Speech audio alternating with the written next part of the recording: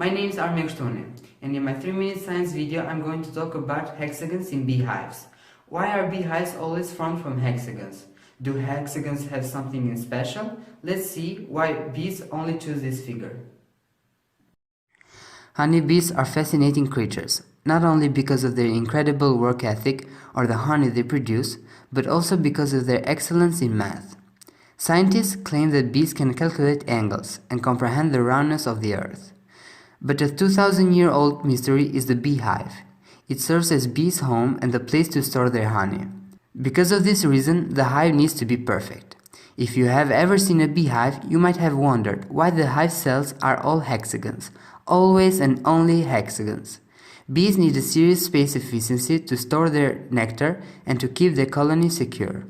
The solution to this problem is to build little storage units just big enough for a bee to fit into. But why hexagons? Bees, after all, could build honeycombs from rectangles or squares or triangles. But for some reason, bees choose perfect hexagons. The very first to give a hypothesis or an answer to this question was Marcus Terentius Varro, a Roman soldier, scholar and writer. He thought that maybe a honeycomb made of hexagons can hold more honey. Maybe building hexagon walls require less wax. This was called the honeybee conjecture. Bees created a plan to build the honeycomb. They chose shapes which are all the same, and it would be even easier if the sides were all equal, so every side could fit in and all the bees could work simultaneously. This way, a honeycomb is basically an easy jigsaw puzzle. Okay, that explains why the honeycomb cells are all same-sized and so perfect. But back to our first question. Why hexagons? Is there something special about hexagons? A honeycomb built from spheres would have little gaps between each unit, requiring so extra wax to patch the walls. Bees have to consume 28 grams of honey to produce only 3.5 grams of wax, so they don't want to waste it.